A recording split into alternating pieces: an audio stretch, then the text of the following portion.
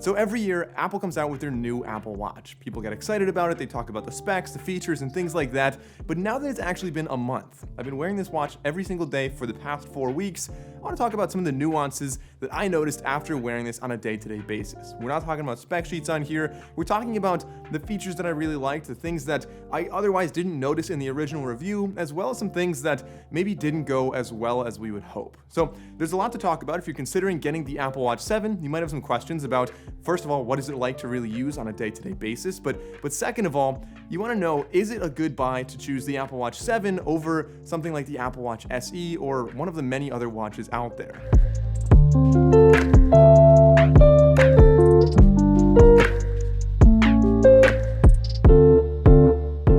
So of course, with the Apple Watch 7, we talked about some of the big improvements over the Apple Watch 6. The biggest one being the display. It's a little bit more durable, and most importantly, it's substantially larger, like 20% larger. But I have to say, after wearing this watch for the past month, you kind of get used to it. It doesn't feel like it's that much larger, and the overall experience isn't drastically different, with a few exceptions. One of them being the on-screen keyboard. This is something that, I switch between Android watches and Apple Watch all the time, and having that keyboard on screen, much like we have on a lot of Android watches, is just so much nicer to be able to communicate with people. You can reply to texts and not have to worry about voice typing or anything like that. Like, having a keyboard really makes a big difference. And this is one of the biggest things that the larger display really helped with. And granted, this is the larger version of the Apple Watch 7. If you have the smaller version, like, obviously it scales down, so it's not quite as great. But that's just something that I really noticed and definitely love about the Apple Watch 7. Now, people also got really excited about the brighter always-on display. Personally, that doesn't really affect me much. I don't really care. Like, I lift my wrist and look at it anyway.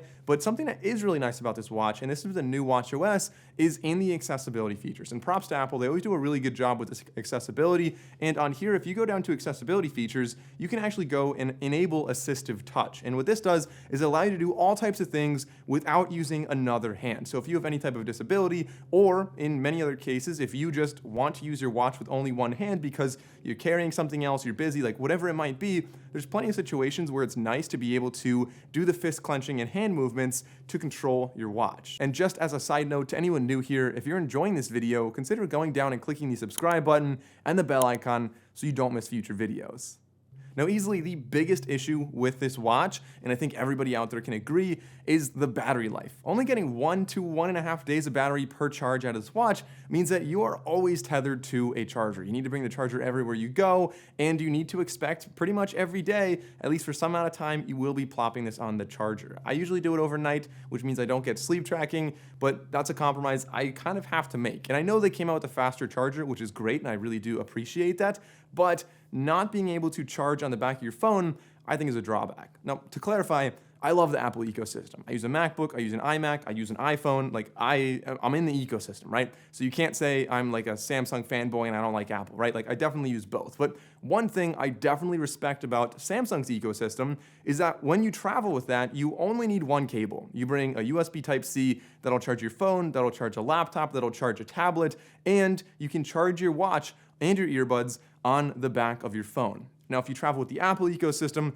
you'll be bringing USB Type-C for an iPad or a MacBook, you'll bring a lightning cable for your iPhone, and you'll bring a separate Apple Watch charger for the Apple Watch. And having to bring so many different cables in 2021 just feels like Apple hasn't made the right move yet. Like, I know that they should be able to charge on the back of the iPhone 13. You can do that with the MagSafe battery, as we talked about before, but not being able to charge the watch, like, it's just a small, disappointing thing that I really hope they bring in the next generation of both the phone and the watch. Now, getting back to some of the positive features that we really like about this watch, of course, with that larger display, you are getting more watch faces, some new ones Apple came out with that show you more complications, more stuff on screen, which is really great. But on top of that, of course, you also get multiple timers on here, simultaneous for if you're cooking or doing something like that.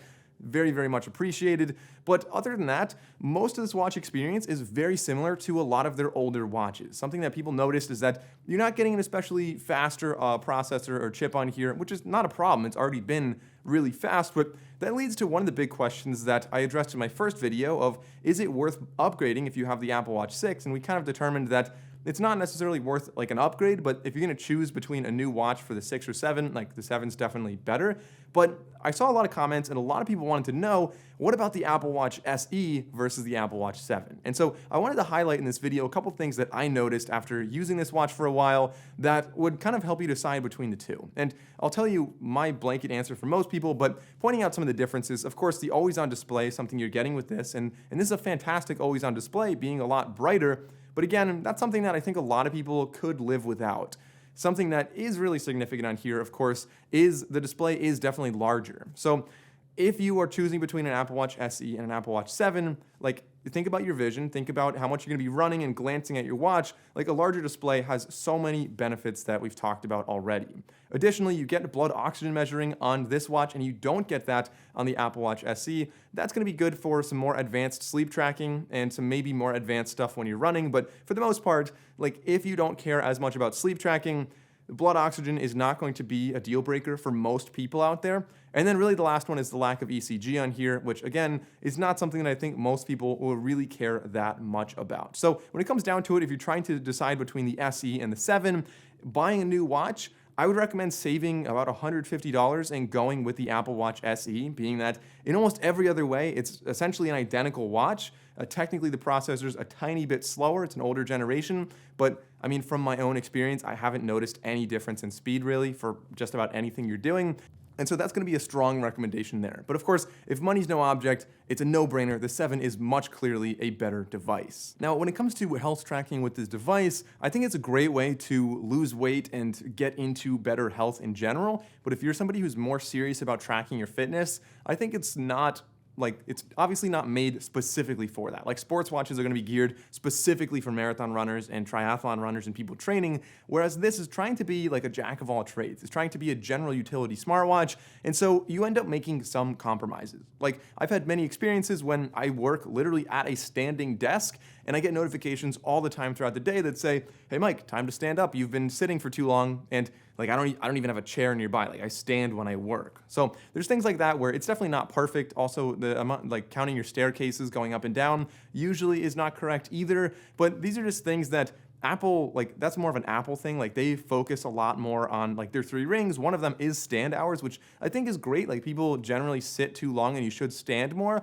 But for somebody like myself that I stand all the time, it feels like it would be nice if you can customize the 3 rings to choose what you wanted to focus on. But of course, that's a topic for another video, ways that Apple could tweak little things like that. But really talking about this watch in general, I think that this is easily the best Apple Watch this is the best watch Apple's ever made. We'll say it like that. But that doesn't mean it's the best watch for everybody. And so really, I would say you should buy this watch if you're somebody who is in the Apple ecosystem and you want the newest Apple Watch, because the integration is pretty great. Replying to messages, the Find My features, all of that stuff works really well seamlessly with this across all of your Apple devices. And that's what Apple's always known for. And this is no exception. It does a great job. Additionally, if you're somebody who is just trying to lose weight or get fit, like, this watch does a great job. I mean, granted, Fitbits do a great job as well, but right now it's kind of a weird transitory period for them where Fitbits are moving maybe to Wear OS. Like, it's a weird time, which is why I think a safer bet, again, is going to be this Apple Watch. But I would say don't buy this Apple Watch if you're somebody who is looking to do some more advanced training. That's one thing, training for marathons, triathlons, anything more physically intense that you want to track closely. Secondly, don't buy this if you're looking for the best style. And I feel like I don't really have to say that, but obviously you can change out the bands for a lot of different stuff, and you can make it look different, but in general, you get a rectangle on your wrist. There's not a whole lot you can do to change that besides the watch face and the band. Whereas if you're somebody that cares more about style, like the Fossil Gen 6 or some hybrid watches, like, there's other watches out there that I would argue probably look a little nicer. And then the third person who should not get this watch, I think personally, and this is a hot take here, is probably anybody who loves to travel. There are plenty of great apps on here. The Apple ecosystem or the Apple App Store has by far the most apps out of any smartwatch. But when it comes to traveling, having to bring that extra cable is just one more thing that you're likely to forget. So that's my take on the Apple Watch 7. I've been wearing this for the past month, and really, to keep it simple, this is the best Apple Watch they've made yet. But if you don't like other Apple Watches, you're not going to like this one because it follows a lot of the same trends, really, where you don't have the best battery life and you don't have a lot of customization with the aesthetic of it. But other than that, it really is among the best smartwatches in the market. So leave a comment below. What do you think about the Apple Watch 7? Is this something you'll be buying? And what do you want to see, most importantly, let's ask this. What do you want to see in the Apple Watch Series 8 next year? As always, if you enjoyed this video, consider liking and subscribing. I'm Mike O'Brien. Thanks for watching, and I'll see you next time.